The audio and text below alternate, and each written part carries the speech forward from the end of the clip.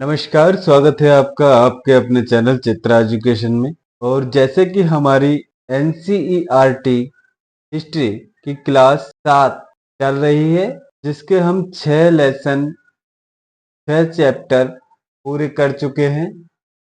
आज हम 7वां चैप्टर शुरू करने जा रहे हैं। चैप्टर शुरू करने से पहले आपसे अनुरोध है कि अगर आप चैनल पर नए हो तो चैनल को सब्सक्राइब करें और वीडियो को लाइक करें और ज़्यादा से ज़्यादा शेयर करें। और पीडीएफ के लिए टेलीग्राम चैनल ज्वाइन करें, लिंक डिस्क्रिप्शन बॉक्स में है। तो शुरू करते हैं आज का चैप्टर 7, क्षेत्रीय संस्कृतियों का निर्माण, चेर और मलयालम भाषा का विकास। महोदयपुरम का एक चेर राज्य प्रायद्वीपीय के दक्षिण पश्चिम भाग में, जो आज के केरल राज्य का हिस्सा है, हिस्सा है, 9वीं शताब्दी में स्थापित किया गया। संभवतः मलयालम भाषा इस इलाके में बोली जाती थी। शासकों ने मलयालम भाषा एवं लिपि का प्रयोग अपने अभिलेखों में किया है। वस्तुतः इस भाषा का प्रयोग उपमहाद्वीप के सरकारी अभिलेखों में किसी क्षेत्रीय भाषा के प्रयोग के सबसे पहले उदाहरण में एक है। साथ साथ चेर लोगों ने संस्कृत की परंपराओं से भी बहुत कुछ ग्रहण किया। केरल के मंदिर रंगमंच, जिसकी परंपरा इस युग तक खोजी जा सकती है, संस्कृत के महाकाव्यों पर आधारित था। मलयालम भाषा की पहली साहित्यिक कृतियां, जो लगभग 12वीं शताब्दी तक जो मलयालम भाषा की पहली सांस्कृतिक कृतियां जो लगभग 12वीं शताब्दी की बताई जाती हैं, प्रत्यक्ष रूप में संस्कृत की ऋणी हैं। मलयालम भाषा की पहली सांस्कृतिक कृतियां जो लगभग 12वीं शताब्दी की बताई जाती हैं, प्रत्यक्ष रूप से संस्कृत की ऋणी हैं।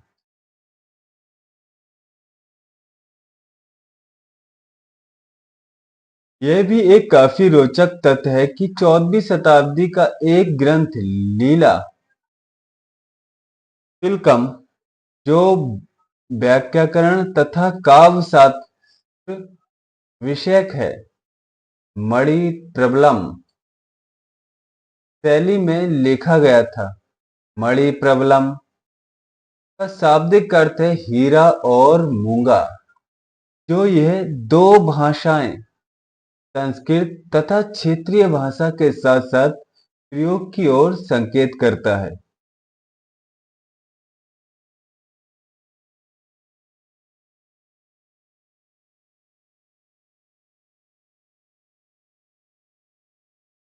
शासक और धार्मिक परंपराएं, जगन्नाथी संप्रदाय। पुरी उड़ीसा में जगन्नाथ का संप्रदाय मीन्स, जगन्नाथ का शाब्दिक अर्थ है दुनिया का मालिक। जगन्नाथ का शाब्दिक अर्थ है दुनिया का मालिक, जो विष्णु का पर्यायवाची है। आज तक जगन्नाथ की काष्ठ प्रतिमा स्थानीय जनजातीय लोगों द्वारा बनाई जाती है, जिससे ये तात्पर्य निकलता है कि जगन्नाथ मूलतः एक स्थानीय देवता थे, जिन्हें आगे चलकर विष्णु का रूप मान लिया गया था।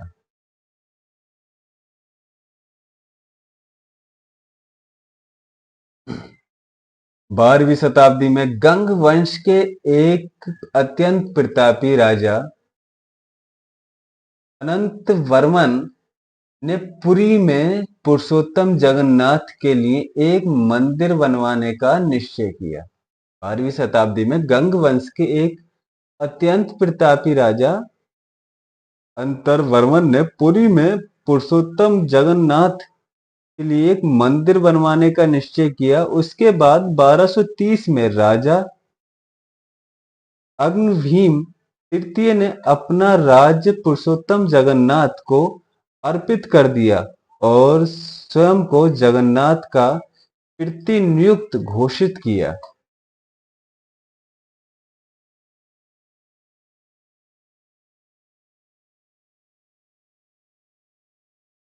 ये चित्र आप देख सकते हैं, जगन्नाथ मंदिर है ये पुरी का जगन्नाथ मंदिर है ये।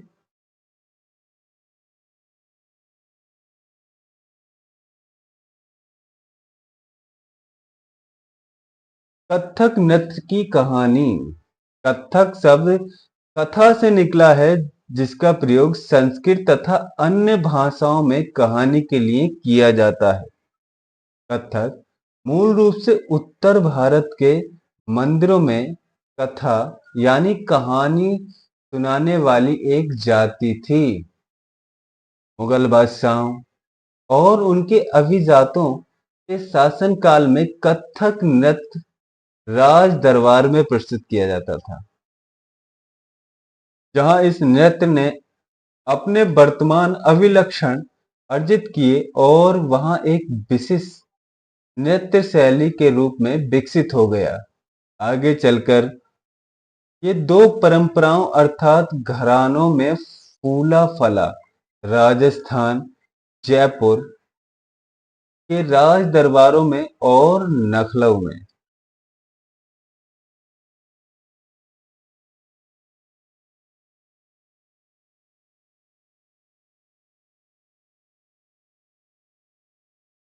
अवध के अंतिम नवाब वाजिद अली शाह के संरक्षण में एक प्रमुख कला के रूप में उभरा।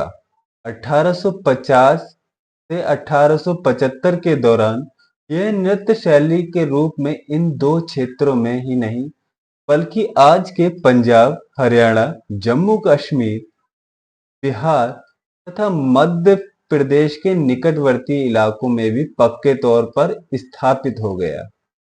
स्वतंत्रता की प्राप्ति के बाद छह शास्त्रीय नृत्यों के रूप में मान्यता मिली, इसमें है भरतनाट्यम तमिलनाडु, कथकली केरल, उड़ीसा ओडिशा उड़ीसा, कुचिपुड़ी आंध्र प्रदेश, मणिपुरी मणिपुर, कथक उत्तर प्रदेश और जयपुर।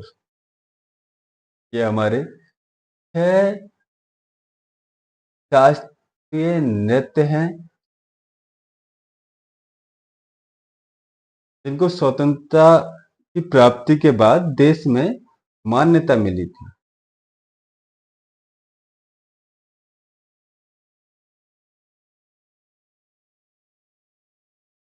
लघु चित्रों की परंपरा। मुगल बादशाह अकबर, जहांगीर और शाहजहां ने अत्यंत कुशल चित्रकारों को संरक्षण प्रदान किया, जो प्राथमिक रूप से इतिहास और काव्यों की पांडुलिपियां चित्रित करते थे। ये पांडुलिपियां आमतौर पर चटक रंगों में चित्रित की जाती थी और उनमें दरबार के दृश्य, लड़ाई तथा शिकार के दृश्य और सामाजिक जीवन के अन्य पहलू चित्रित किए जाते थे। अक्सर उपहार के तौर पर इन चित्रों का आदान प्रदान किया जाता था। जैसे उपहार देते थे, इन चित्रों का आदान प्रदान किया जाता था और कुछ गिने चुने लोगों, बादशाह और उनके घनिष्ठ जनों द्वारा ही देखा जा सकता था।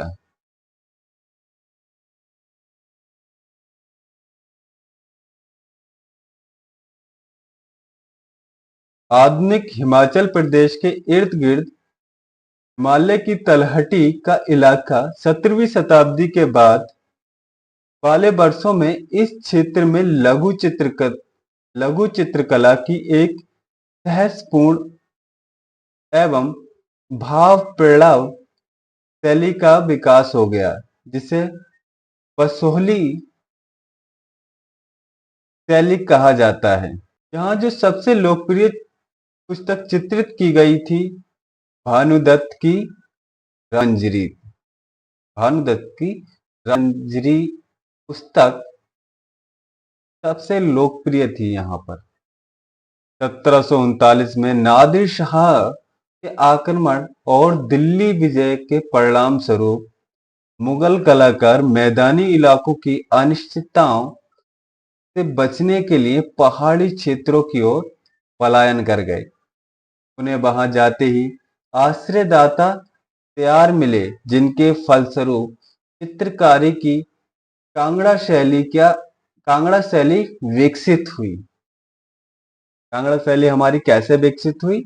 नादिर शाह के आक्रमण और दिल्ली विजय के परिणाम स्वरूप मुगल कलाकार जो मैदानी इलाकों की अनिश्चितताओं से बचने के लिए पहाड़ी क्षेत्रों की ओर पलायन कर गए और उन्हें वहां पर आश्रयदाता तैयार मिले। जब आश्रयदाता तैयार मिले तो उसके फलस्वरूप क्या हुआ? चित्रकारी की कांगड़ा शैली का विकास हुआ था वहां पर।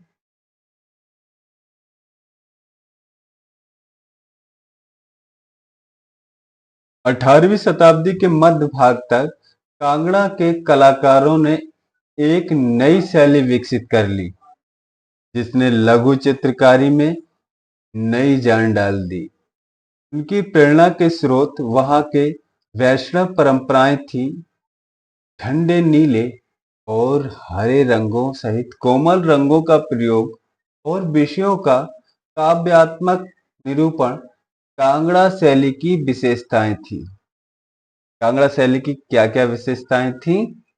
काव्यात्मक निरूपण और ठंडे नीले और हरे रंग का प्रयोग, ये उनकी विशेषताएं थी। बंगाल एक क्षेत्रीय भाषा का विकास। बंगाल के लोग हमेशा बांग्ला में ही बोलते थे, किंतु ये एक दिलचस्प बात है कि आज बंगाली संस्कृत से निकली हुई भाषा मानी जाती है। तो हमारी बंगाली है वो संस्कृत भाषा से ही निकली हुई भाषा है।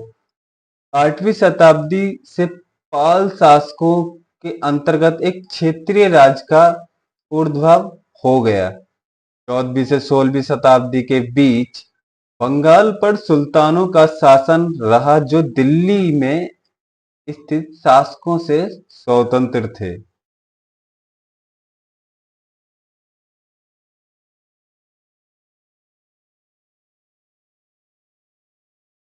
पंद्रह सौ छियासी में जब अकबर ने इस प्रदेश मीन्स बांग्ला को जीत लिया तो उसे सूबा माना जाने लगा।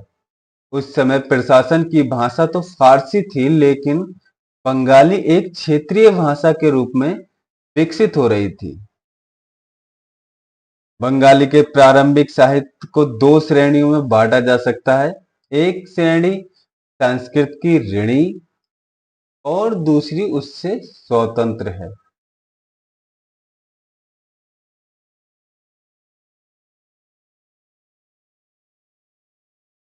पहली श्रेणी में संस्कृत महाकाव्यों का अनुवाद, मंगल काव्य, शाब्दिक अर्थों में शुभ यानी मांगलिक काव्य जो स्थानीय देवी देवताओं से संबंधित है।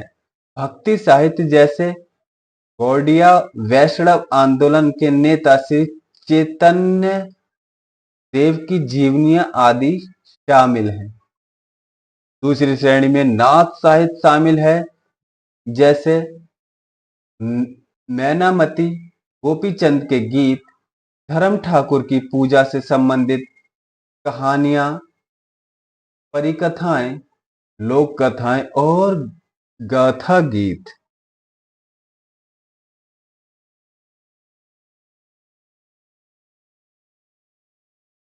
मछली भोजन के रूप में परंपरागत भोजन संबंधी आदतें आमतौर पर स्थानीय रूप से उपलब्ध खाद्य पदार्थों पर निर्भर करती हैं। बंगाल एक नदीय मैदान है जहां मछली और धान की उपज बहुतायत होती है। तो मतलब यह है कि बंगाल एक नदीय मैदान है जहां पर मछली और धान की उपज बहुत ज्यादा होती है, इसलिए स्वाभाविक है कि इन दोनों वस्तुओं को गरीब बंगालियों की भोजन सूची में प्रमुख स्थान प्राप्त है। मछली पकड़ना वहां का प्रमुख धंधा रहा है और बंगाली साहित्य में मछली का स्थान स्थान पर उल्लेख मिलता है।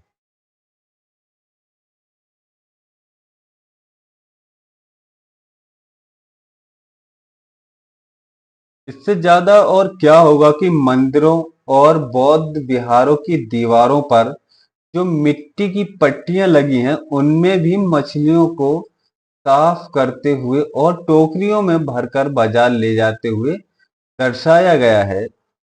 ब्राह्मणों को समिस भोजन कराने की अनुमति नहीं थी, यानी कि ब्राह्मणों को मछली वगैरह भोजन कराने की अनुमति नहीं थी, लेकिन स्थानीय आहार में मछली की लोकप्रियता को देखते हुए ब्राह्मण धर्म के विशेषज्ञों ने बंगाली ब्राह्मणों के लिए इस निषेध पर ढील दे दी। जब वहां पर मछली की लोकप्रियता ज्यादा बढ़ गई तो वहां के जो विशेषज्ञ थे ब्राह्मण धर्म के, उन्होंने इस निषेध पर ढील छोड़ दी। बृहद धर्म पुराण, जो बंगाल में रचित 13वीं शताब्दी का संस्कृत ग्रंथ है, ने स्थानीय ब्राह्मणों को कुछ खास किस्मों की मछली खाने की अनुमति दी। इन्होंने मछली खाने की अनुमति तो दी, लेकिन कुछ खास किस्म की मछली खाने की ही इन्होंने अनुमति दी। इसी के साथ हमारा आज का ये चैप्टर यहीं पर संपन्न होता है। आशा करते हैं आपके लिए चैप्टर पसंद आया होगा और ये एनसीईआरटी बुक से ही जो महत्वपूर्ण नोट्स तैयार किया जा रहा है। अगर आपको वीडियो पसंद आई हो तो वीडियो को लाइक करें। मिलते हैं अगली वीडियो में, तब तक के लिए जय हिंद।